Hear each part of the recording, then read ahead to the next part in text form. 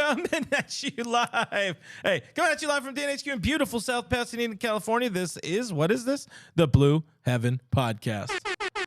We open the show right on DWAC. What is going on, Dodgers Nation? My name is Clint. You can find me as Real FRG on the Twitter and Instagram. That gentleman right there is the one, the only, the legendary Douglas McCain, DMac_LA on Twitter and Instagram. Doug, how are you doing? 'Tis our final show of the 2022 campaign. It is our final show for 2022, for our final show before Christmas. It's been Scrooge McDodger. When you look at some of these moves, haven't made very many big signings, but still a lot to be excited about, a lot to get into on this show. They could still make some splashes on the trade market, so I still think this team is going to look very different come spring training. You know, in honor of everybody and everything going on, I have some of my apple juice in here. This is not Jim Beam at all, but I have apple juice in my 2020 World Series Champions Cup. King. I'm gonna have myself. Thank you. I'm gonna have myself a nice little not Jim and cola as we party through this show, guys. Let us know where you're representing Dodgers Nation tonight. Drop into the chat. Drop them area codes. Drop your cities. Let us know how you're feeling about the big news out of Los Angeles. Yes. It's the end of an era. Justin Turner no longer a Dodger. We got to talk all about that. I know a lot of people are going to be hurt and sad and have all the feelings about no JT in Dodger Blue. We got more Dodgers news, general things going on, all the latest on the hot stove, and we got to look a little bit at who's the best of what's left. And again, this is our final show of the year, so we're going to do our holiday wish list. Why is that being all weird in the background? What happened? Why? This is unacceptable. Anyways, before we get into the show, we got to remind you this is on all the podcasty platforms, iTunes, Spotify. Just go Google Blue Heaven Podcast. You could find us. And if you're on the internet here already and watching live, subscribe. It's cool. It's free, and it makes us feel real good. Thank you, people. We just passed 60,000 subscribers, so that is 60K. Super cool. We've been if we didn't get there, Gary was going to actually stab us. So we appreciate you guys for subscribing. Let's get into it. Let's get into the comments. We got some comments right here. Why are you playing that? I was being 100% truthful. We got DJ Cody in the mix over here. DJ Cody in the mix. We changed the camera angle, but give me some comments. Let's go. We got, wow, Clint's bedroom looks way different. That's from Kevin over on Facebook. We got Alexander Z. Can Doug and Clint stop looking so handsome? Hey, you want to stuff our stockings or what? Hey, man. You Rudolph just got slayed. But we got, hey, how's everyone doing? That's from Haley Thompson. We got Brian Perez. Padres are better than the Dodgers. On paper, possibly. There are some paper champions. I still like the Dodgers' chances in the NL West. Alexander Z. Doug and Clint adopt me. Hey, we can talk about that. Think about some options from that world. Kevin, love JT, but smarter move to sign JD. I think when you consider the fit, we're going to dive into that. But yeah, I think it was time for Justin Turner. I think this was the perfect offseason to make that transition. And I think that it was a perfect opportunity for both sides to really just kind of separate. I mean, look what Branch Rickey said back in the day. You don't want to you want to trade a guy. You don't want to hold on to a guy for too long. And I think that could have been the case for Justin Turner, because I think the last thing we wanted to see was him in LA on his last legs, not producing at all whatsoever. And I think your last memory of Justin Turner was he was still a productive player. Yeah. And like I said on Twitter, I think it's going to have a Ben Affleck and Jennifer Lopez relationship arc where they break up and they come back together years later and he becomes the Dodgers manager. I don't think it's over for JT in LA. Absolutely not. They left on good terms. If you look at the weekend too, and by the way, we've been saying this since the Dodgers were bounced in the NLDS. It's time for a change, and one of those changes is likely going to be Justin Turner on his way out, because he had not been good in the postseason for a while. But there are points where it's not just about the production. It's about the legacy. It's about all of that, and I think these two sides, the Dodgers and Justin Turner, his camp, they're parting on very good terms. I'm sure the front office, Andrew Friedman, was very clear. This is what we can allot to you. When he said, I want more, he went and explored. They got in contact with JD Martinez and his people, and they said, hey, if we can't bring back Justin Turner at this rate, we want you. And then they talked. That's why these moves happened one day apart. Dodgers the news gets out. JD Martinez is a Dodger. All right, well, Justin Turner, he's gonna go join the East Coast Dodgers there in Beantown, because there's a whole bunch of former boys in blue there. But I've been ready. I've been it sucks. Like I tweeted, it sucks. You do want to, I guess, see him retire as a Dodger, but at the same time, people complaining about them winning 111 games and then crapping out in the postseason. It's time. There are times when you need to change something, and this isn't really a change for the sake of change. It's something that needed to happen. Simple enough.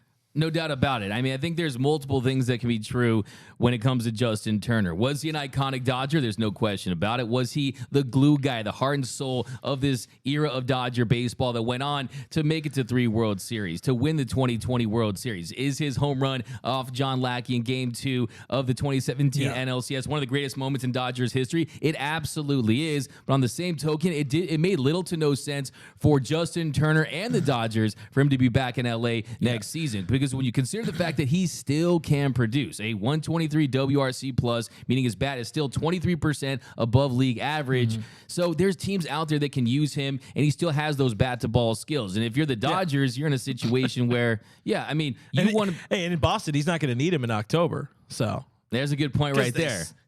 The LA Red Sox. But and if you're Justin Turner at this point in your career, what do you provide? Because as a standard designated hitter, the Dodgers, I think, wanted a guy in JD Martinez who, they could sign to a 1-year contract and also has that potential to have that upside, especially in the postseason. JD Martinez has a proven track record in October, has a career 987 OPS, whereas JT, he holds so many different Dodgers postseason records, but last 2 postseasons combined, he's gone 6-4 his last 47. He's been overmatched by high velocity fastballs, and if you stick him in that Dodgers lineup, he's going to be in the middle of that order. And it was just time to move on. Like we were talking about before the show, a lot of people have great memories of Justin Turner. He's a guy that, look, let's be honest here. This is a guy that was non-tendered by the New York Mets, and he absolutely reinvented his swing and his career with the Dodgers. Goes on to make multiple All-Star teams. He's earned now over $112 million in his career. He's one of the great success stories in all of Major League Baseball, but sometimes you need fresh blood. You need new voices, and I think now we're starting to see with this youth movement, the fact that they didn't bring JT back, Cody Bellinger back, this organization is saying right now, we want to turn the page and kind of close the book on that era of Dodger baseball. And it's the right call. We got more JT we're going to talk about. We want to get into more comments. We want to find out where you guys are representing. Bridget on Facebook is representing Dodgers Nation, Highland Park, Los Angeles. Teresa is sad in the 805. Brian is asking who's going to have the most fan attendance this year with every team ever playing every team. The Dodgers. They always do. That's what we do. They travel well. They have that travel agency fan base that likes to go to games and charge people a lot of money for it. So Dodgers are always going to be right there at the top. Bridget also notes, you got JT, Belly, Trey, the Gallo. I was surprised to see some people on Twitter kind of, I don't know if it's hurt or surprised, or I don't know. There were feelings about Joey Gallo exiting, which was always going to be a fact. Like he was bad. Why would you bring that back? But any Gallo thoughts on him signing $11 million? Yeah, I mean, I don't know how many million is that for, or how many hundred thousands of dollars is that per strikeout?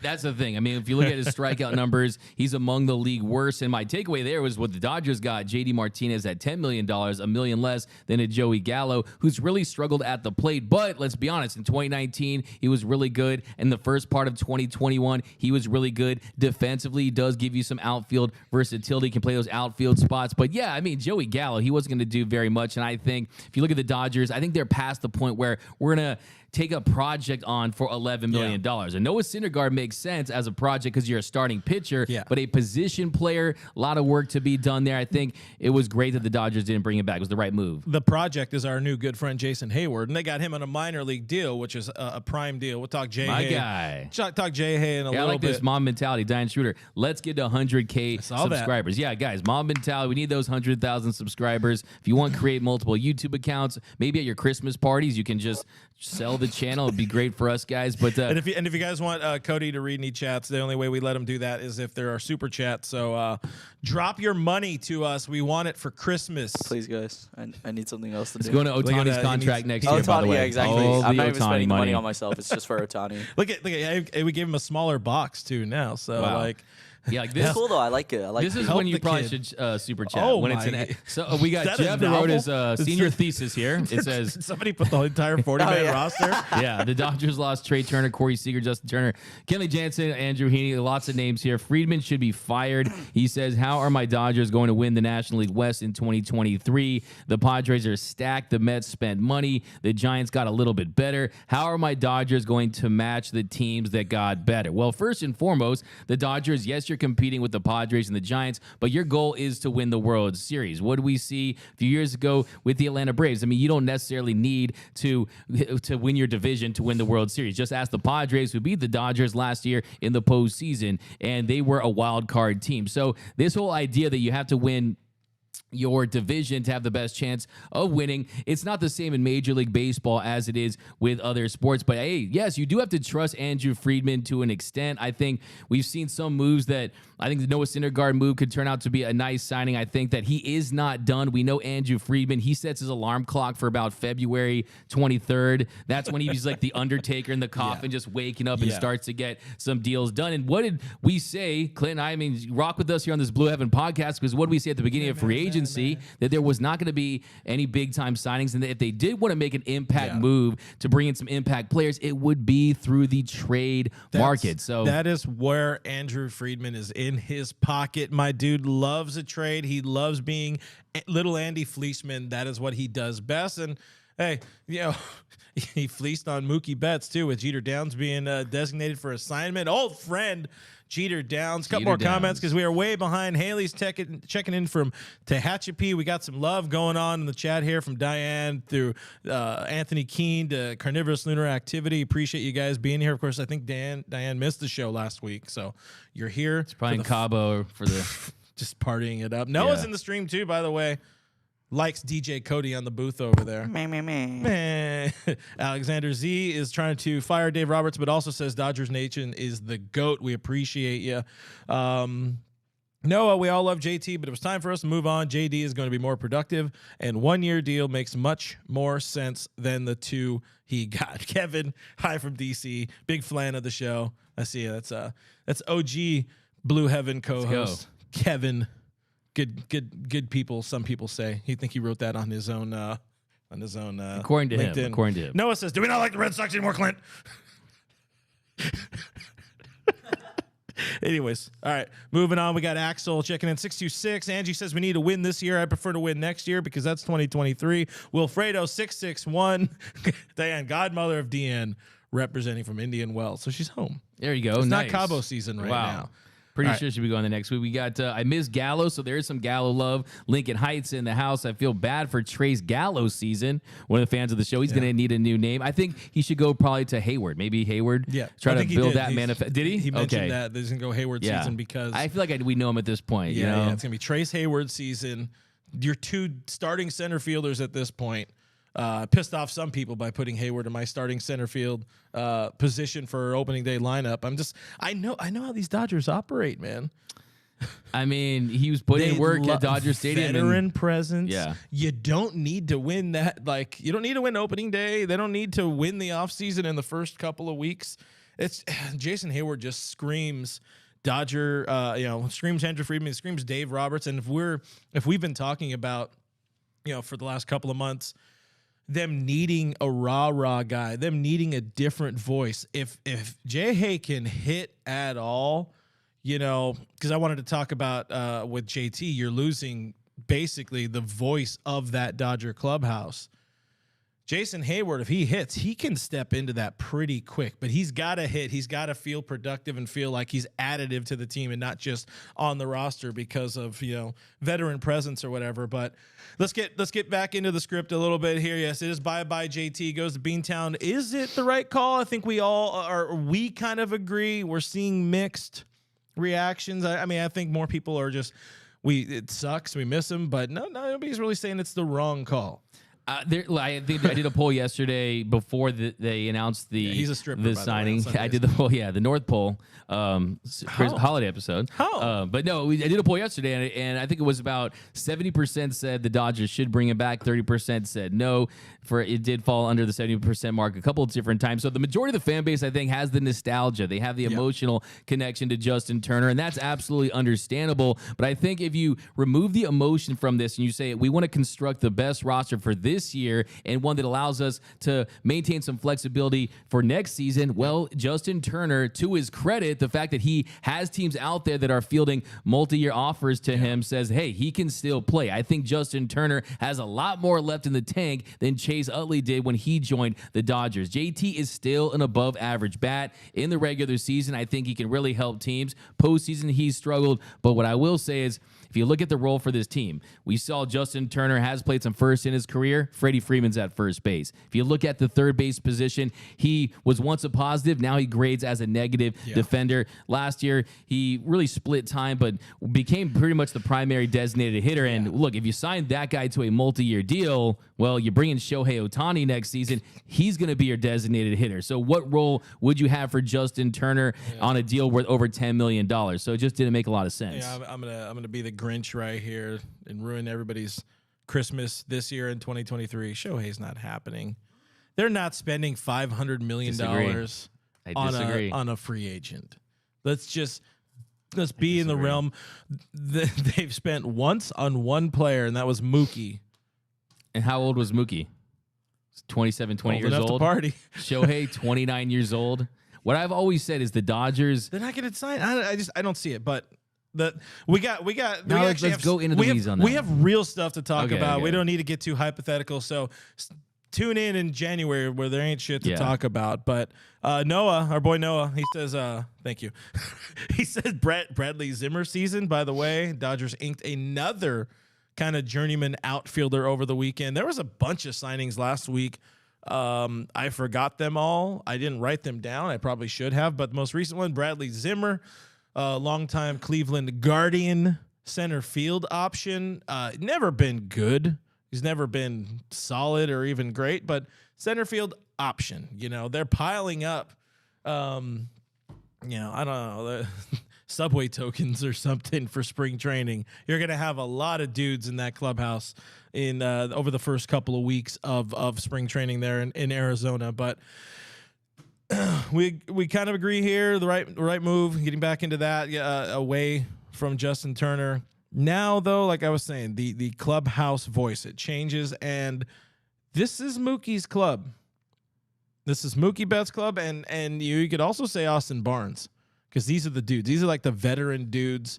Maybe if somebody like Heyward steps up, but like, what do you think that transition is going to be like out of the Justin Turner era? Because everybody's gone.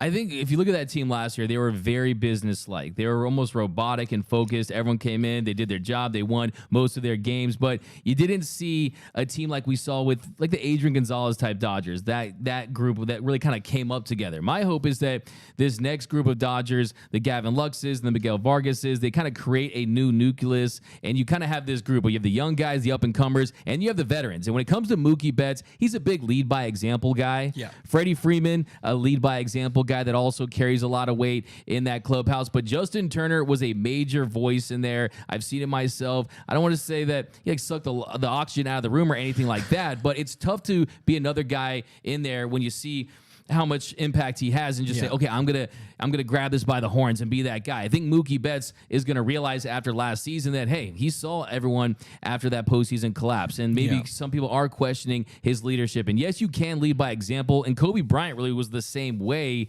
but I do think to have another vocal leader in there somewhere, some guy that can bring some fire and some passion, is something that they absolutely kind of lack. But I think the bigger thing is just that this whole team kind of kind of grows together, and you see a little more chemistry with this group. And it really last year, it didn't feel like this is a group that on the road they all go to the bowling alley or go out to dinner and go to the movies. They had their cliques for sure, but they very didn't clicked up. Yeah, they didn't go out.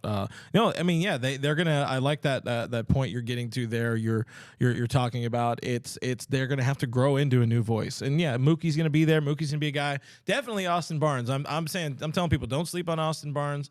Don't sleep on Jason Heyward as being veteran vocal dudes to take people under their wings. But yeah, this is going to be a very different team, and we know they had the business-like mentality of we're going to go to you, we're going to beat you, and then we are going to go home, and then we'll be back tomorrow. We're going to beat you, and then we are going to go home. Very methodical. One championship in JT's era, and obviously it's not all on Justin frickin' Turner, but still, maybe there was something to that. Maybe there's something different. Didn't work for the Phillies this year, but you still saw there's a bit more excitement. There's something there, and we're not going to get into all that because I also agree with Andrew Friedman's take on it. It's like if we got one hit, the excitement would have been there in the dugout. But I'm excited to see who steps up outside of Mookie. Of course, Freddie's going to be an option, but he's another kind of more lead by example and take a few people under his wing. But you need to have that somebody who's going to throw shit in the clubhouse and what are we doing? Whatever. It's something like that, which famously Jason Heyward has done in his career and allegedly. Yeah. And that's my only issue, too. It doesn't rain a lot in Los Angeles. So without the rain delays, how are you going to get the big J-Hay rally the troop speech? But what do we got? Sorry, let me ask you guys this. You guys talked about how there's like the kiddie movement and like the youth movement and everything. Yeah. Right? A lot of people are saying like they're pumped for it. Are you guys pumped for the youth movement? I mean, I know you guys are like, you guys talked about players like, a lot of these players that are kind of like the same old like style and like now they're moving out. Like, are you guys excited to see the younger guys? I don't know, I'm just curious. I mean, I think I was over this era of Dodger baseball. We've already seen it crack over the last couple of years with Seager, Kike, Jock walking. You can't help but be excited about it. It's like you're going out on your first grinder date for like I leave it to you, in a couple of years or something. I don't know, but there's definitely excitement to it. I would say I'm absolutely excited to see what these guys can bring to the table, and if we can find those next generation of stars that emerge. Because the reality is, when it comes to Major League Baseball, is you're working with a 26-man roster, and you can't just go out there and sign every big name free agent. So to have sustainable success, you need to develop cheap, affordable, young talent, and without experience, you can't find those guys. And there's a lot of these guys that we've heard about for so many years. We're gonna see, does Miguel Vargas have those elite bat-to-ball skills? Will he be able to rake at the big league level? Can Bobby Miller be a frontline starter? We've heard all this hype about the meteoric rise of Gavin Stone. So these AAA guys, these minor leaguers, become these mythical figures that you hear about, and at some point you're like, okay, I want to scratch off this lottery ticket to see if it's a big winner. So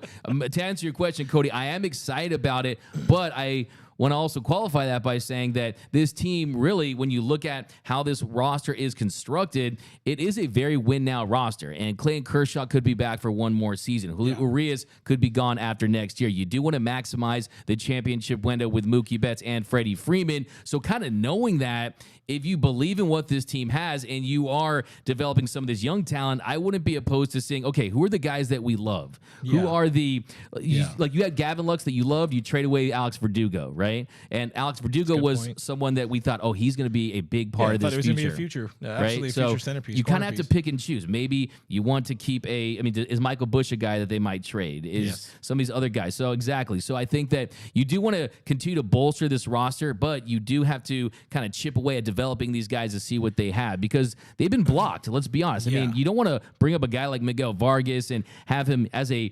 utility guy or a guy that doesn't get consistent plate appearances, and that's really the biggest thing. And for these young players, it's a tough situation because you're going into a franchise that has these expectations that it's a World Series or bust type culture. So is there room for them to really make mistakes? And I'll add to my note in that this is not going to be a better team by any stretch of the imagination than the one that happened in 2022. There's going to be growing pains. It's going to be frustrating. You might see them go out there and win 87 games. That's fine. They don't need to win. I think we've said it on here a few times, or I've said it, and I've definitely said it to my buddy a few times, a few people a few times, honestly. They don't need to go out and win 111 games, 150 games. That don't mean shit. They can happily let the Padres win the division. I don't care. The division title clearly doesn't mean anything when it comes to winning championships. You know, we talked to Eduardo Perez at winter meetings. It's a crapshoot in the postseason. We know that. Everybody's kind of talked about that at some point over this winter.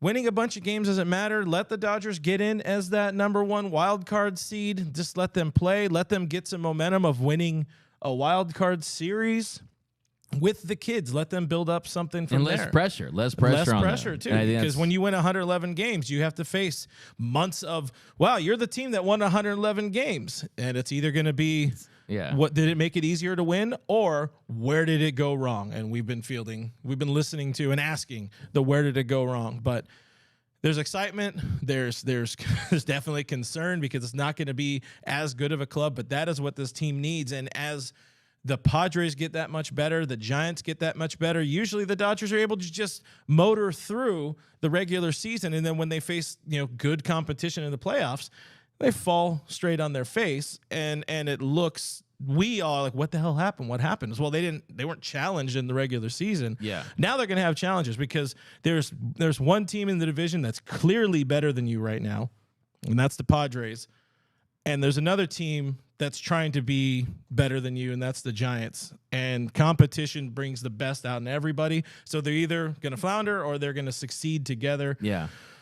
We all need to really put our legs together and blow, or whatever the hell the statement. Cross your fingers that they go for the succeed route. But yeah, we have proof of concept. The proof of concept is that last generation with Seager and Bellinger and Buehler and Will Smith. This almost feels like the 15-16 era. Like exactly. It could be that. I don't know why I'm just randomly grabbing shit. Yeah, I mean, when you see the Dodgers have success, they're finding talent from a lot of different avenues. You're getting guys you drafted and developed. You're getting the Max Muncy's, Justin Turner, Chris Taylor reclamation projects. You're getting the big free agent signing. So it's never done by one way. That's why the Dodgers have been able to have so much success for so many years. They just need to find a way to get hot at the right time and win their second World Series in the last 10 years. 2020 was fantastic, but let's add another one to the trophy case. So yeah, you want to expand on that? I think that this organization, they're in a great position where, look, I'm really excited to see, to be honest with you. Now he's just trying to bite time. I see it. No, I'm excited to see. I just want to expand on your point about Mookie Betts, because I think Mookie Betts is really, it's kind of an inflection point in his career where there is some doubts about his leadership abilities. Can he be that head of the tip of the spear of a team that goes on to win the World Series? So that 2018 Boston Red Sox team was stacked, and Mookie's a fantastic player, but I think this allows him to say, look, yeah, of course, the Yankees re-signed Aaron Judge, and yes, Carlos Correa went to the Giants, but let's not forget, I don't take a backseat to anyone in all of Major League Baseball. I'm still a premier player, so I hope that you get a chip on your shoulder type of Mookie Betts, and also a Freddie Freeman that says, hey, I'm 33. I'm not getting any younger. You guys signed me on a 6-year deal to win another championship. So I do think, though, that there is this misconception out there when it comes to the approach that the Dodgers are having next year with this youth movement. I think it's a silver lining, but I also think that Andrew Friedman realizes that you got to maximize that championship window. Yeah, and with Mookie, I almost feel like there's almost some doubt in his own mind, and that's what we're seeing him be a little more vocal on social media this offseason. He was going to Driveline. He's hitting. He might be hitting earlier. He's not posting shit about bowling. I was waiting for the beep because I said the poop word. He's not posting about bowling, all that kind of stuff. I think he might be a little more laser focused. So great point brought up here by our boy Cody. But what did I say? You can't speak unless somebody pays you. Oh my God. Tip jar for Cody. I want to put $1 in the jar. Yeah.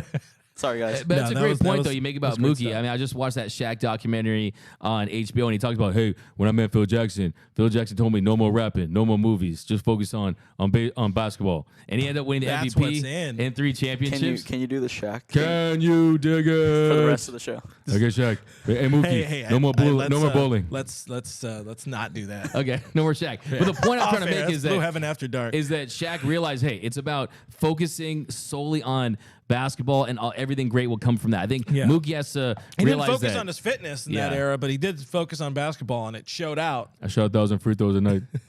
It showed out in the chips. Mookie is streaming though. I did see that. What is he streaming? I think he's playing it's either Overwatch or Apex. I forgot which one. Is that better than him bowling, guys? Let us know in the comments below. By the way, I want to go back for a second. A lot of people agreeing with me about the Ohtani stuff in the comments. So we are all celebrating Grinchmas together. You could be right. Drop into the comments, guys. Let us know your favorite Justin Turner moments, because we'll talk a little bit more JT. We've already gone a little long on this, but it is the final show of the year, so let's have some fun with it. Cody, what's your favorite Justin Turner moment? I'll put you on the spot. Leadoff hitter. Easy. It's probably 2020 Superman tag on the double play. Yeah, the double play. Yeah, that was pretty romantic for a man his age. At that time, no offense, I love JT, but long in the tooth. Be able to stretch out, tag, and create the double play. Yeah, gotta give him props for with that. the hair messing up his hat, and I know. like he stayed the in flow. there. Come on, show flow. Then giving everybody COVID. What do you think?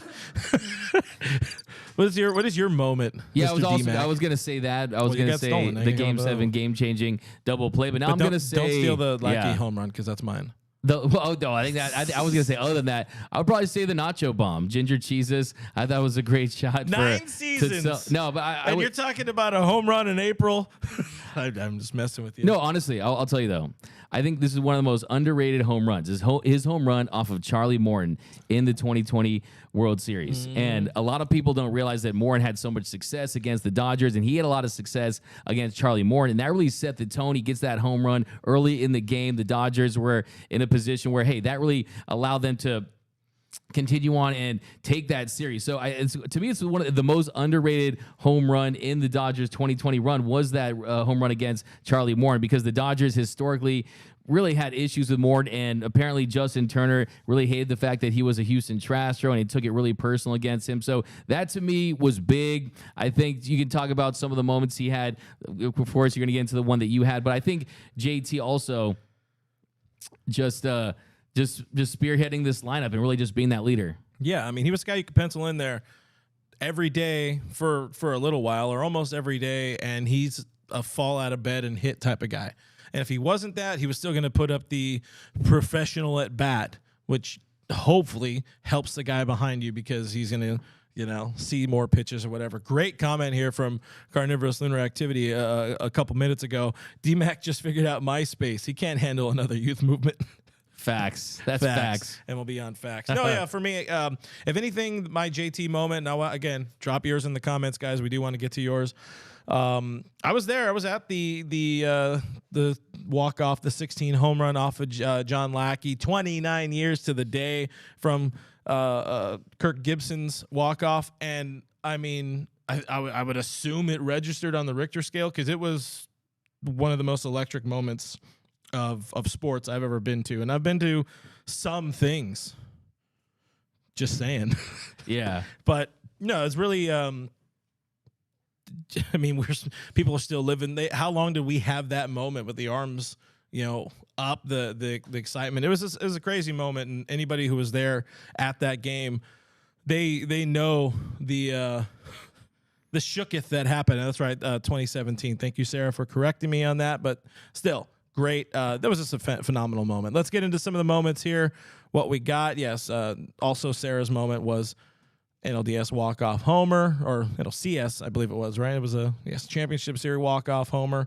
JD or DJ or D Jimenez. It's hard to do that. 789 says our future coach is going to miss you, Turner. He will be back for sure. You got any comments there, Chief? Yeah. All this reading is a lot of work. We got one of the most iconic home runs in Dodger history. Absolutely agree with that. It's from Jamie Lannister. We got 2017 from Sarah Morris. I think talking about that whole entire postseason run. We got Carl. Sorry to see Justin go, but I think JT will be the JD.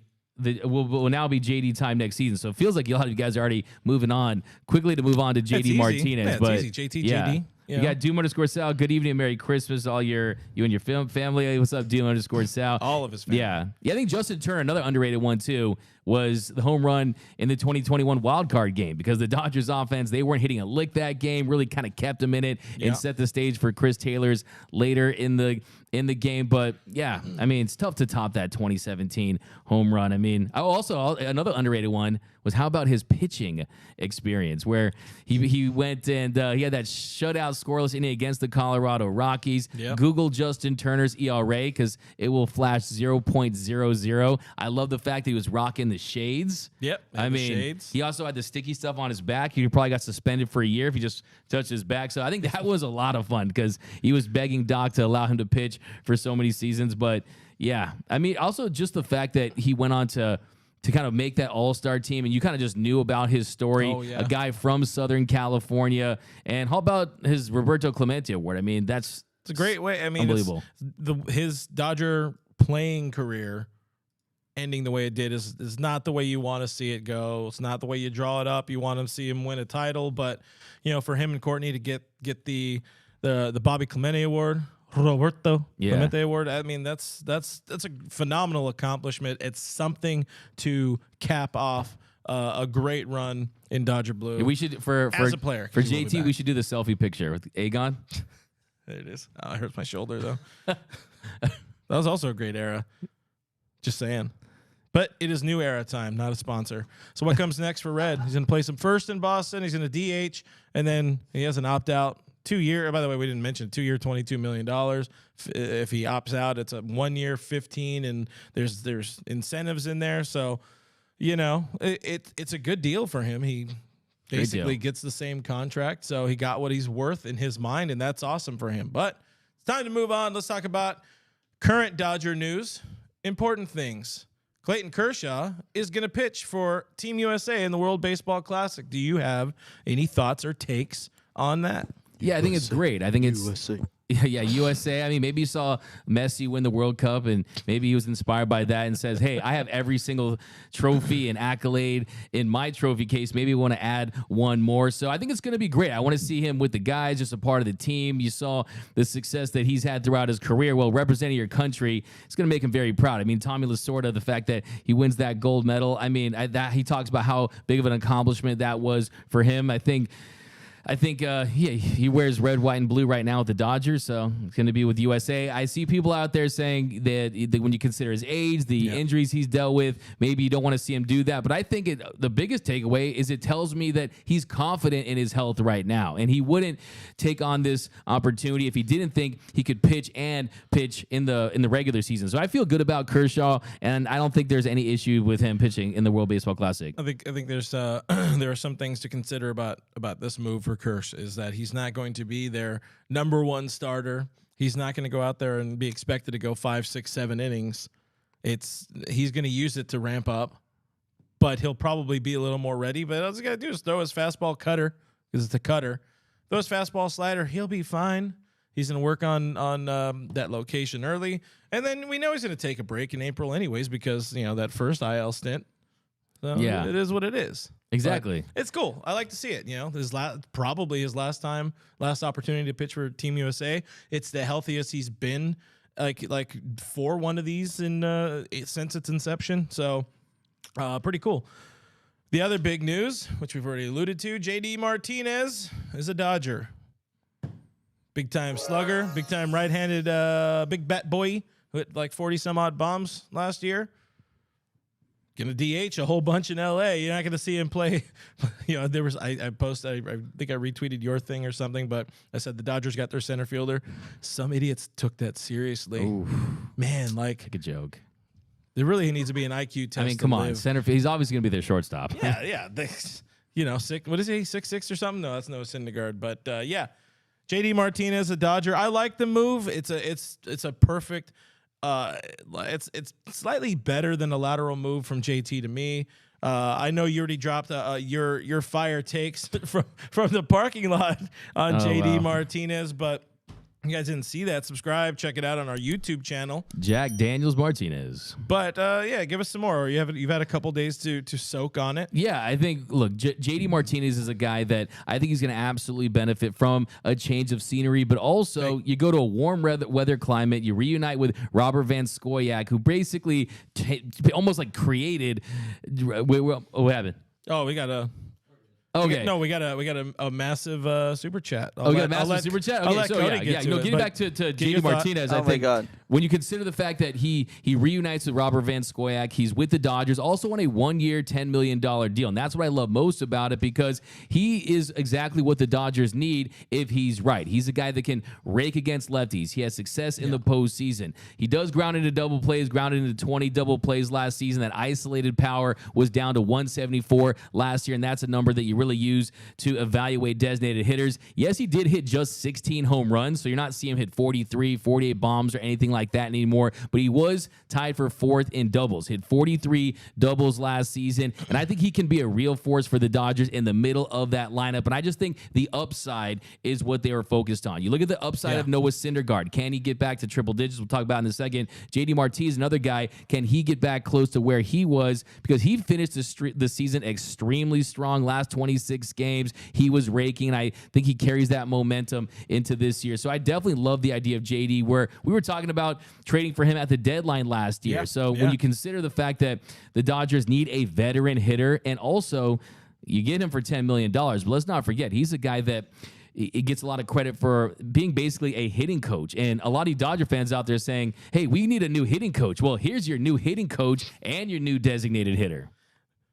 I mean, he's going to be basically another kind of Rob Van Scoyoc. So he replaces Brant Brown, is what you're saying. Hey, there it is. We filled that role. There you go. No, it's a good move. Again, kind of lateral move, but you're getting some real pop potential. He does still get on base, even if it was down. All of his numbers were kind of generally down. You know, we were talking before the show. It's like he kind of needed to get out of Boston. Boston was just, as it usually becomes, was just, you know, like a wasteland for baseball talent. You know, for Alex sure. Verdugo struggling over there, apparently not staying in shape or whatever the hell Alex Cora said. But it's a cool move. And if it wasn't going to be, you know, Justin Turner, I like this move a little bit more. In 1 year, $10 million, you cannot go wrong. Exactly. Throw into Cody. Just want to say, big super chat from Diane Schroeder, godmother of DN. $100. She says, you guys are doing such an amazing job. Congrats on 60K subs. Please figure out how we can do a DN meetup next season. Diane Schroeder. Wow. Legends. Unbelievable. We're going to have to turn this. I'm going to have to put like Super Chat Wall of Fame up on the screen or something. Build her a statue. We're retiring her jersey. Yeah, retiring her jersey. Yeah. Put it up in the rafters. We got room. We Shout got out room Elo. behind Cody. Yeah, for sure. We have to figure out that meetup, Diane. We will. I promise We will. you. We will work on that. We're going to be out at 2022 spring training. We're going to be at the stadium. So, yeah, absolutely. We'll find a way to get that done. But, yeah, hey, JD Martinez does like hitting in Dodger Stadium. Hit 4 home runs at the Ravine back in 2017. So, yeah. Can you imagine him replicating that success? So I really like the move. I think that he's going to be focused and locked in, and I think that this is what this Dodger team definitely needs, someone that has the potential to hit for more power. That is what you look at. Justin Turner, power numbers were down. Postseason success was down. Even in 2021, he raked in 2021 in that Red Sox run. He was fantastic. Yeah. So does strike out more than JT. There's no question about that, but it isn't upside play. Pretty much. Yeah, everybody strikes out in this modern era, so it just be like that. Hey, Girls 18 says hot girls here. So we got the porn bots in the chat, guys. Hey. All of a sudden money starts dropping in the super chat. And you know. Hey, we're not the Padres. We're not just gonna throw money at everyone. The bots be in the chat. The other big signing amongst all those other minor league signings, which we'll talk more about those next year. They're going to be anything useful. But Noah Syndergaard, Noah Camrus wins the offseason. He wanted Noah Syndergaard. He wanted Thor. He willed it into an existence. Syndergaard was introduced to Dodgers media today. He said all the right things. He said he's not going to be wearing 34, which he was never going to wear 34. Nobody ever will again, unless Fernando is out on the field. But he also said he thinks he can get back up to 100 miles an hour, which with Mark Pryor, let's be real, and LA's magic pitching factory, this guy could be scary. This guy can be real scary. Give us your thoughts on that real quick. Go ahead. Absolutely. And you talk about Noah Cameras. I want to say congratulations. If Noah Syndergaard wins the Cy Young, he should cut it in half and give Noah Cameras one half of it. But yeah, he seemed very confident today in regaining that velocity. He has been putting work in the offseason, working at driveline. And he said during the press conference that, hey, it's tough to change the tires on a car while the car is moving. So he really wasn't able to get settled and really get those mechanical adjustments back. But look, the reality with Noah Syndergaard is he still averages 94.5 miles per hour on the velocity, still in the 55th percentile. It wasn't like he completely lost that heater. And you look at that pitch mix. I want to start to see him throwing that four-seam fastball once again, challenging hitters up in the zone. The strikeout rate plummeted last season, was at 16.8%. That was almost 10% lower than his worst career mark, but he wasn't walking very many batters, pristine in the walk rate. So the big question for me is, which version of Noah Syndergaard are we going to get? Like I said in the video I did, are we going to get endgame Thor where he was out of shape, or are we going to get Love and Thunder Thor where he was really yoked and ready to go? Because look, let's be honest, Thunder, not very much thunder from Thor in the last few years, more like a light drizzle. But I think on a one-year deal, Dodgers pitching coaching, the fact that you're further removed from that Tommy John surgery, the strength's going to be back. I think he wants to pitch in this electric environment at Dodger Stadium. So I think that, hey, when you look at Noah's arc, I think this is the part where he kind of regains his magic to an extent. And I think it could go down as one of the best value signings of the offseason. No, this is a move we're going to look back on, and this is everything about it just says it can't fail. So that's where it's going to be at. It's a great move. It's the right move. It fills that void that I said the team needed either way, which is at the worst, he's going to get you 130, 140 innings with like a 4.3 ERA. And that's at the absolute worst. That's what you need. You just need somebody to buy time for the kids so you can get your Pepios, your Bobby Millers in there, your Gavin Stones, and of course my favorite, Michael Grove, who I put at the end. Michael Grove, because I once again struggled to, I stay up at night. Michael. I stay up at night to try to remember his name, and it's not anything personal. It's just such a uninteresting name. Anyway, man, this is your weekly Michael Grove name. Michael Grove. Yeah. Another super chat. Trace Gallo season 2022. He's back in the chat. I didn't see him for a little bit. $4.99. Imagine how electric Thor shoving 100 miles per hour in a Game 3 NLDS start at Dodger Stadium would be. Right. Hey, our asses are going to be in the jackpot. I'm just saying. That's gonna be massive. I mean, last year, he's just not the same guy going to that sinker with that lesser velocity. But what I said on the video too is that, look, his floor, the floor for Thor, is not very bad. I mean, he's never had a terrible season where he's just gotten rocked. I mean, he's always been pretty consistently either really good to average. So I think Thor is a guy who has a lot to prove. I think he made an investment in himself, because another thing to consider too is he had multiple multi-year offers out there. He's a guy that could have signed with another team for more money and more years. Instead, signs with the Dodgers. So give the Dodgers and Mark Pryor and the coaching staff all the credit in the world for developing the program that they have. And I think Mark Pryor is going to cook. I think that it's going to be one of the better reclamation projects for them that we've seen. So, yeah, I'm really excited about him, especially, too, because you're not asking him to be your ace or your number 2 guy. But I think if you look at the upside play for Thor, if it works out, it's going to be one of the better deals. Moving on, I was going to say, because the next kind of big question we have is, are the Dodgers done in the outfield and at starting pitcher? I forgot to kind of write into myself, are they done at shortstop? So, I mean, it's been a hell of a week. Carlos Correa, as you know, is off the board. That happened after our last show. He's going to be a Giant. Did that happen after or before? That happened over the previous weekend. Anyways, Carlos Correa is not an option. Dansby Swanson. Thursday. Not an option. Correa? No. Correa was, I don't know. I think it happened before Monday. I don't remember. Time has no meaning. But, yeah, Correa, Giants. This we know. If you don't know the facts, you got to shut the... Then you got to the up. The up. Nailed it. Really good. You had the button in front of you. I miss my buttons. Anyway, Swanson, Cubs. We gotta give kudos to this man right here.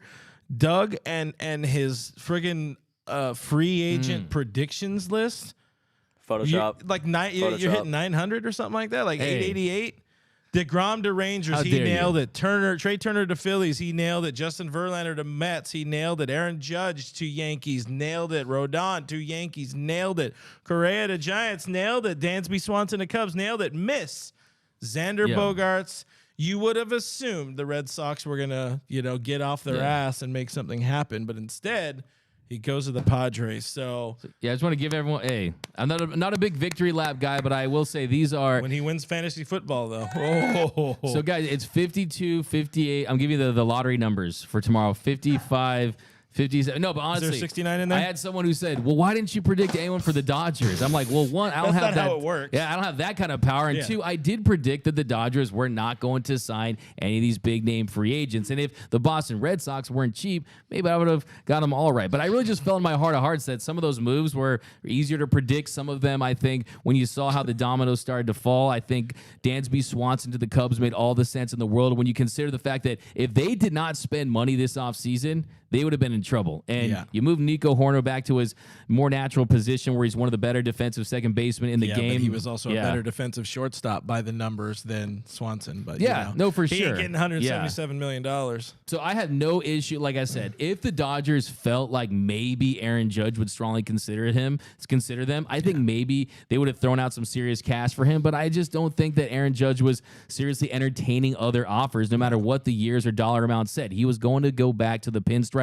You got to give some credit to the San Francisco Giants. They need a big star. They bring in Carlos Correa. Cheaters wear orange. And no, but I think it's gonna be fun. I'm gonna hate it, but it's gonna be so. It's gonna be fun. I mean that 2021 Giants team.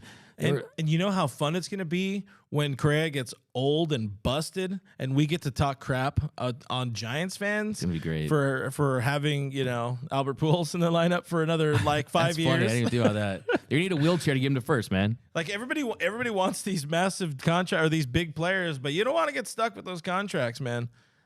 None of them work out. When is just Jason Heyward signed an 8-year deal? Absolute nightmare for Chicago. I mean, they got a title out of it, but not really because they signed him. Steven Strasburg, terrible. Anthony Rendon, terrible. The Yankees are going to regret Garrett Cole big time at some point, quite bigly. So it's just, But them's the facts. I mean, I think there's a couple ways of looking at it. I mean, yes, there's the winning and losing. How much do those big signings impact winning? But also, you have to sell your franchise on a certain player. You got to give the guy, you got to give the Bryce Harpers to sell the jerseys and put the butts in the seats. So, I think when you look at the intangible benefits, when you look at the marketing benefits, I think it gets interesting. But I think some of those guys, they just kind of like the Giants needed a big signing. They needed someone they to needed try to win. They need someone to help them win. I think when you look at that AAV spread across 13 years, with the inflation, I mean, who knows what the dollar amount will look like later in that. But it's kind of the price of doing business. You're really buying those first 5-6 years. How many good years can you get out of them? How much success can you have? And look, that's just kind of the culture that's been created in Major League Baseball. I mean, you're seeing multi-year deals. I mean, the second that Xander Bogaerts got an 11-year deal, I said, "Oh yeah, it's over." It's over. This was just. I'm happy they aren't spending that kind of money. Let me see what Gavin Lux can do first. They'll figure. They can figure. What do you got? Sorry, guys. This is like actual Christmas. I'm about to cry like Freddie Freeman in Atlanta. Bruh. Mr. Rasa Jr., 23, $101. Holy he shit. says, for the last show of the year, I would like to thank everyone at Dodgers Nation. It was a roller coaster ride of a year for you guys, and you guys are still able to get the job done. We, as Dodger fans, appreciate you all. Go Dodgers. And then we got another super chat from Bob Nightingale. Shout out to Bob. $9.99. Can you guys pretend this is for $100? But seriously, Dodgers won the offseason because you guys are being so generous. Because we got the Blue Heaven podcast. Shout out to you guys, man. Jeez. Shout out to the fans out there. Shout out to you guys. That's awesome. I'll give you guys my Venmo, my Zelle. Hook it up. I know, right? It's all going to Otani. We got to get to that 500 million. But thanks a lot. We appreciate you so much. And honestly, we have such a great time doing this show. And honestly, like hearing all your takes, it's great talking Dodger baseball with everyone out there. Yeah, I mean, I'll get into my spiel later about our highlights of the year and all that kind of stuff. Thank you, fans. Thank you, fans. Yeah, I mean, you guys. Gosh, you guys are rich. Does Jeff Bezos watch the show? I mean, geez. This is, wait, how many? So 18, 19, 20, 21. This is year 5 of me doing this. And I've gone, as you guys know, I've gone through some shit doing this show. Freddie Freeman year. Battled, we'll say, battling out here, and happy this guy plugged right in seamlessly. The dream show. This was always the dream show all along. We were just got Cody. We're stuck. Yeah, but we got Cody, and that's what it was all about. We always wanted Cody. But anyways, we'll get more into that in a little bit later. I want to talk free agency because that's what it's about. We're not getting any of the top shortstops. The Dodgers also aren't getting Michael Brantley, who I really liked. Sneaky. Even though he was an Astro, he was a Trastro. He was not part of the cheating team. But I mean, that dude would have been a friggin' beast. Because he just hits when he's healthy. Professional hitter. He goes back. He goes back to Houston, which is unfortunate. But yeah, he is just an absolute beast of a hitter. Benintendi signs a monster deal by their standards with the White Sox. Happy that happened. I don't want Benintendi as a Dodger. Let's see what Outman can do instead. Padres splash again. They go and get Seth Lugo, a guy the Dodgers were in on. The money probably wasn't there. They weren't going to go to his number because we still don't know what's going to happen with the Bauer contract situation. Hopefully that happens before the end of the year, but maybe a week or two into January something happens. But they seem to be in a holding pattern, or at least some people are using that as an excuse. I think this was always the play. They want to stay under that luxury tax threshold and see what this team needs and address it at the trade deadline. Absolutely. You can run Gavin Lux out there as your shortstop to start the season. If he doesn't work out, hopefully they sign some other options, but you still got Jacob Amaya who can really pick it at the position. But there are some names out there.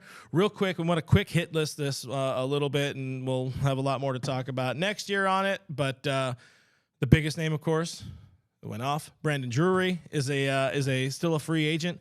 That's like the last guy I would love to see them getting ahead. He's my guy on my Christmas wish list. But shortstop options, free agent wise, it's not super pretty. You got Elvis Andrus.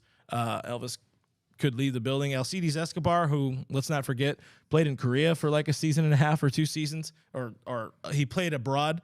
Didi Gregorius has not been good for a while. Andrelton Simmons, Jose Iglesias, those are the options. The only one that kind of has still a big league-ish at bat is Iglesias, but any of those guys turn you on? I mean, you remember that McDonald's ad a few years ago where they were offering a fat-free decaf non-dairy latte called the Why Bother? It's almost like the why bother, right? I mean, Elvis Andrus is an interesting name. Defensively, still one of the better defensive shortstop. He finished the season strong, but I think I would rather prefer just going with Gavin Lux, seeing what he can do with the position, and then talk about Christmas. How about Christmas in July? Then you make a trade towards the deadline. We'll see what the Brewers are able to do. I'm still interested in Willy Adames as the Dodgers shortstop. I think he provides a lot of benefits from great defender, has pop in that bat. Yes, he is flawed when you look at his strikeout rate, but he's a guy that I definitely want to see as an option for the Dodgers. Who knows what the White Sox do? Will Tim Anderson be a possible guy that you can trade during the season? But none of these guys are going to move. I mean, some of these guys you look at on the list for available shortstops, are they even going to be in Major League Baseball? I mean, yeah. Let alone being on the Los Angeles Dodgers. So this team has shown they want premium shortstops. And if you're Gavin Lux and they go out and sign one of these dumpster dive type shortstops, what does that say about the confidence that you have in him? Because let's not forget, Gavin Lux came up as a shortstop. It is his natural position. He did play there in 56 games in 2021. I'd rather say, hey, let's give him a little runway, see what he can do with it. If you can continue to make progress offensively, you have yourself a controllable asset that's under team control until 2027. So unless it's someone that can have a bigger impact, I'm sticking with Gavin Lux at shortstop. But like I said at the winter meetings, a lot of people don't think that's going to be the case. Yeah. I think you see Andrew Friedman, can he swing a deal before the season begins? Because next year, more than ever, you are going to need a stable shortstop. You need stability at that position with the restriction on the ship. Yeah. But none of those guys. Drury's pretty interesting. Drury's interesting. He doesn't play short, but still gives you optionality at second and third. He can slug. He won the Silver Slugger as the first ever utility player, Silver Slugger. He's gonna get money though. He's gonna get a pretty decent bag. So he's not going to be a real option. I said it. I threw it out on my Twitter over the weekend or last week, whatever it is. F it. I'm all in on the Lux season. Let's go. Let me see what Gavin Lux could do at shortstop. Hey, if the Angels can win a World Series with little tiny what's his name? I always usually have it. Yeah, David Eckstein. Yeah. They can win a World Series with David Eckstein. We can win a World Series with Cody Lou on the board and with Gavin Lux at shortstop. That's what's in. That's what's in. I'm all in on it. Super chat. Another super chat. Trace Gallo season again. 199. Hot take. Lux and Vargas will be a top 10 middle infielder. Ooh. Wait, that's pretty hot. That's pretty scalding. Hold on. We got Trace Gallo. No, just we appreciate the super chats. You guys are making us feel all tingly at this tough time of year when people are spending on other, less important people. You guys are spending on us, and that's wonderful. Appreciate it. Love you all. Like the San Diego Padres, like AJ Preller just throwing money at everyone. I mean, I love it though. Making it rain. Hey, we're gonna have a good night at the strip club tonight. Let's get it. Hit up James Harden.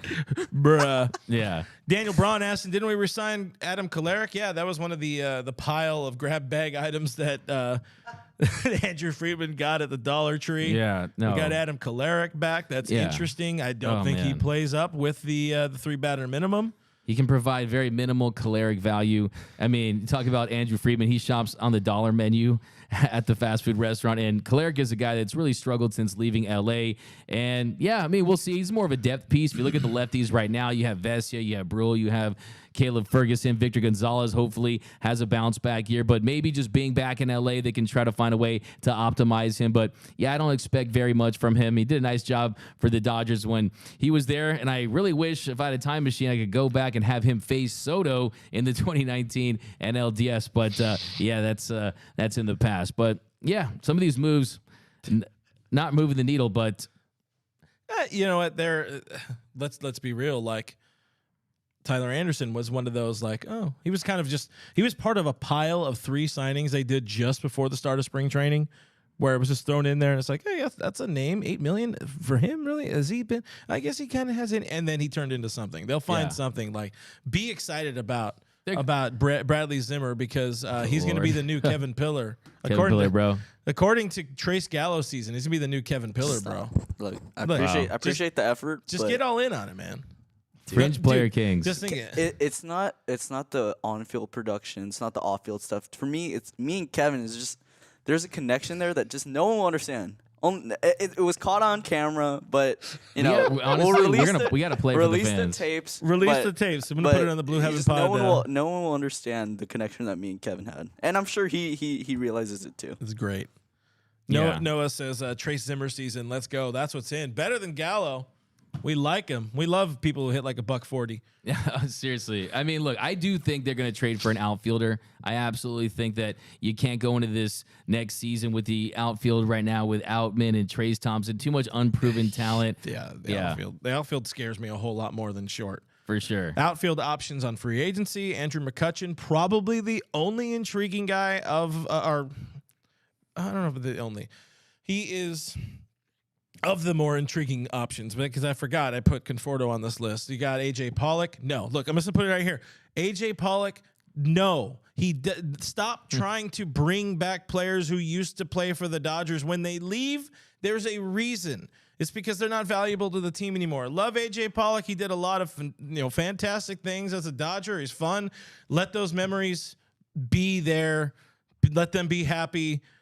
Let him go sign somewhere else. I think he got really screwed, by the way, with that option vesting last year and all that, and lost out on a lot of money. But it's done. No on AJ Pollock. Tyler Nyquin, another dude, center field option. By the way, Pollock can't play center field anymore.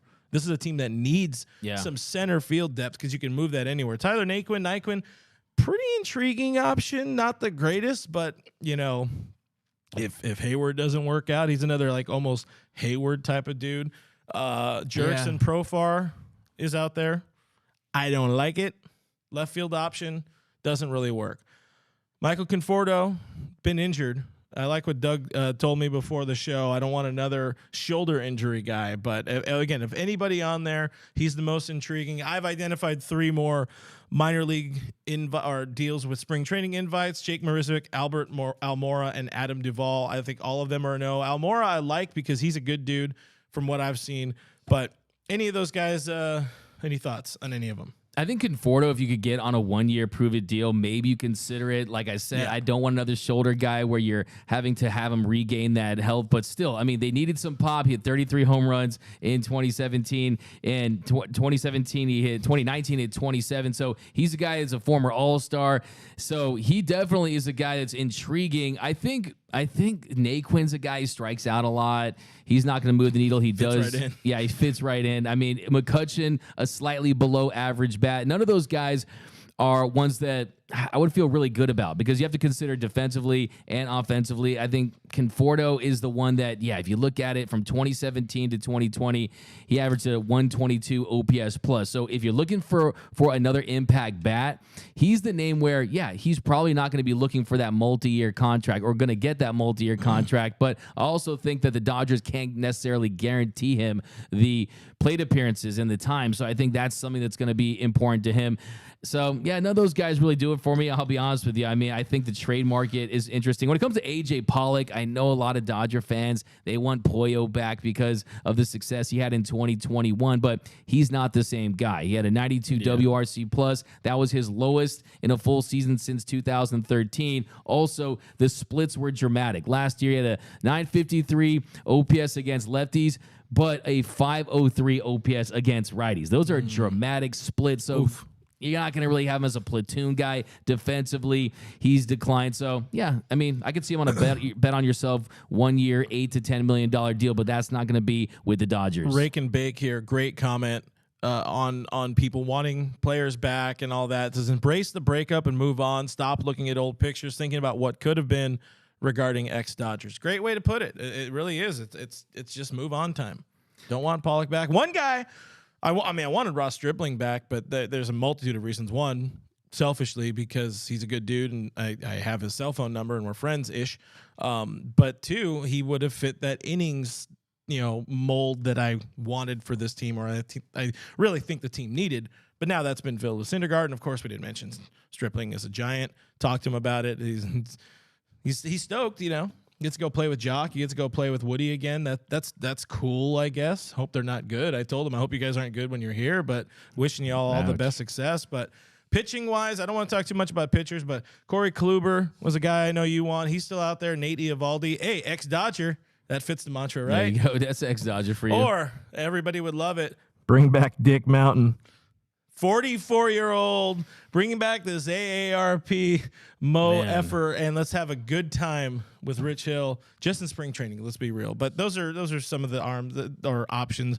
We will look more at pitching. I don't think they're going to do much more on pitching. Shelby Miller and Syndergaard are the off season for the Dodgers especially with Seth Lugo signing with the Padres today. So yeah. So finally, again, this is our final show of the year. You guys have already done phenomenal in making us feel all the love and making it like worth. I mean, we're gonna do this either way, but when you guys make us feel like the love and the warm and the welcome, makes it that much better. Makes it that much fun. More fun. And I know, Doug, I appreciate him, doing this. He's a one-man wrecking crew, but he joined me on this show when I needed a pinch hitter. And, you killed it, my dude. It's been fun, and I'm looking forward to what we're able to do next season. We got a lot of cool stuff going on next season. Cody's going to cry about it. We got video happening. We're going out to spring training for like 8 months. Definitely got to have that DN meetup wherever it is, hopefully at a ball game, because then we could walk away from everybody and hide, because that's always important. But no, just appreciate you guys. It's been a fun year of doing this. I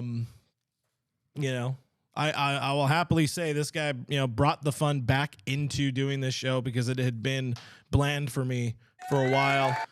Troopered through it, did my best to deliver you guys a show, but just happy to have you guys riding along with us. Before we get into Christmas wish lists, any any highlight thoughts on an end of year and what the hell this guy's been able to do on YouTube as well. I mean, guy's a friggin' monster. Hey, I really appreciate the kind words. It's definitely been a wild ride here at Dodgers Nation this year. But I want to say you're the milk to my cookies, man. I mean, what you bring to this show, I mean, really, he's the engine of the Blue Heaven podcast. I mean, 300 episodes deep. It's the consistency that Clint brings that really is the magic. Yeah, he's the real MVP, man. You got to give him a lot of credit, man. He does a lot of stuff. He keeps this train on the tracks here at Dodgers Nation. If you I mean, as far as you guys out there, you guys know, I mean, this is like oxygen to me. Talking Dodger baseball. I mean, I'm in the car talking to myself. I'm staring at the wall thinking about the Dodgers. I mean, this is all I really do or think about. I have very minimal hobbies. I mean, I don't do anything. He ain't lying. It's that, and right now, fantasy football. Guys, when he tells you he doesn't do anything else, I guarantee I've texted this guy at 2 a.m., 3 a.m., and he's looking at like the last guy on the minor league team to just be like, yeah, no, this guy's gonna be something. He's gonna be something. I mean, it's just fun to talk Dodger, and the thing about you guys out there is you're funny, your opinions. I live for your fire takes. So yeah, I mean, we just have a lot of fun here, and that's kind of how we do things. I think it's a different type of baseball show where we combine analysis, analytics, but really it's about your opinion. I think what growing up watching some of these shows, it's you don't really get the true pulse of the fan base, and you guys keep it real. I mean, I think one of my favorite comments of the year has to be, can we still say fire Dave Roberts after we fire Dave Roberts? And really that's just the realness of this show. Yeah. So it's the true pulse. And yeah, I mean, as far as I don't think we could get through Dodger baseball without each other. Yeah. And we saw what happened. We won't get into what happened in the NLDS, but it's some painful times. But hey, when we're all here watching all the postseason together for that one game, that was yeah. We really bonded. We really did. We thought we were ready for a big run. We thought we were gonna be here. We thought we were gonna be here the entire playoffs, but that wasn't what was in. You know what happened? Yeah, exactly. That's not what. Thank you, fans. Thank you, fans. But yeah, we did get food out of it, as Noah said. But yeah, again, transition year 2. We brought aboard Cody. He did well. You just keep growing. You make it. Why I don't need to have to I don't even have to deal with this show anymore after the fact. DN had its own youth movement. Yeah, this is the youth movement. He's got the kitty kid over there. Yeah. But I mean, I got to still give my props and thanks to where they're due. I haven't said it in a while, but I gotta thank Brooke for riding with me for the start of this, and shit hit the fan, and we had to move on, but appreciate years of his time and effort into helping me and helping us grow this channel and this network and this show, and Eric's short-lived time with us. May he rest in peace. Shout out Yulo, man. We never got to Jeter and pet him like Mo Rivera. I'm gonna say back in his real life. No, good times, good stuff, guys. Christmas wish list, Christmas wish list, holiday wish list. What's under your dreidel tonight? For the Dodgers, related, yeah. I'm hoping for Christmas in July. A Corbin Burns, Willie Adames trade. Or, honestly, a Brian Reynolds Bednar trade. I'm looking for a big blockbuster deal. Or, when you really want something and you tell your parents, like, you don't have to give me, you can combine my birthday present, my Christmas present. How about this? You can combine my birthday present, my Christmas present for the next 10 years. Give me Shohei Ohtani. I want Santa Claus to give me Ohtani with a no trade clause. And I just want to see him in Dodger blue. I know we're going to talk about this a lot maybe in January, but I definitely think that he is the signing for LA. Like I was saying, Andrew Friedman's favorite Christmas song is probably Silent Night because he works in silence, and I think this whole off season is looking ahead to next season. So you know what? You don't have to give me anything this year. Save your Christmas present for next year and give me Shohei Ohtani. That's reasonable. Is that a PS17? Yeah, exactly. Yeah, there it is. Thank you. Exactly. You get it? Because you guys see his number is Cody. What's on your Christmas wish list there, Chief? Come on. I said it. Don't waste a wish on Kevin Pillar, bro. No, I'm riding out with Kevin Pillar. All right, Kevin Pillar. I just want him back. Okay. Here's my thing. Maybe not on the team, maybe not on the Dodgers team, but Kevin, if you're watching this, come into the studio. Let's chat. Me and you. We'll do our own Blue Heaven. Yeah. Kevin, come join us at DNHQ. Can people clip this and just tag Yes, Pilar a yes, bunch? Like, yes. we're in LA, bro. I know you live close to here. Do you remember me, Kevin? I just want to know. Do you remember me? That's all. You know, Tears don't come. now it's getting a little uncomfortable. He's the ultimate Pilar stan. And also a fantasy dub against Doug would be nice too. Oh, Ouch. Unlikely. I have no Christmas wish list because I have everything I need. This alcohol. Thank you, Jim Beam, for sponsoring this year. Or if not, I'm gonna say F it. Let's go AJ Pollock because I want to be able to update myself. I don't know. I really don't know what I want. There's nobody out there. I could think of someone you want. Well, I want your trade. I want your trade. You wanted Senga. F him. Senga. I wanted to see. I want to hear that the entire. I mean, I just want Noah to be happy. What I really want, I want our starting pitchers to be healthy for an entire season. Can I get our starting pitchers healthy for an entire season and have Walker Buehler magically come back in the end of the year and be 98, 99, 100-mile-per-hour Walker Buehler, have the return of butane back and Julio Urias in his last season. So really, what's really derailed the Dodgers in the last few seasons is the injuries. So I want to see a healthy Dodgers team from wire to wire, or at least have a postseason rotation that's peaking at the right time, because I feel really good about our bullpen next year. So yeah, to me, health is wealth, and I will see this rotation find a way to stay healthy. But yeah, I mean, my present would be their presence in the postseason. Okay, guys, off the rails officially, but yeah. My present was JT leaving, so there we go. Whoa. Hey, guys, so thank you for a fantastic year of Dodgers Nation, fantastic year of Blue Heaven. Thank you, Diane, for rocking with us night in, night out whenever we do this. And, of course, to Diane, Mr. Rasa, Bob Nightingale, everybody who's honestly chipped in some way, shape, or form in the Super Chats this year. That really does help out a whole long way. Another way that really helps us out and helps us survive. Find us on the internet at DodgersNation.com. Read all them articles. It's very important. Read Noah's stuff and then comment nasty things to him. Subscribe to Blue Heaven. It's another way to really help out. iTunes, Spotify, iHeartRadio, Google Play, Stitcher Radio, Pandora, Player FM, Amazon Music. Everywhere podcasts are available, there's a strong likelihood we're there. So go listen to us. Leave a review. Leave a rating if you can. Subscribe. Do that thing. Take your grandma's phone and subscribe there too. Subscribe to us on YouTube. Another great way to support us, youtube.com/DodgersNationTV. Ring the bell. Leave a like. Leave a comment. Watch all the commercials that happen, because that's how Doug gets paid more. I am Real FRG on Twitter and Instagram. That guy is DMac_LA on Twitter and Instagram. That guy is just Cody in real life. We are Dodgers Nation on Twitter and Instagram. I put you on the board. Thank you for all your comments. Thank you for all your questions. Thank you for rocking with us all this year and all that kind of stuff. We'll see you next year. We'll see you on January 2nd, I guess. It might just take a week off. I don't think we're going to do more. But anyways, okay, bye.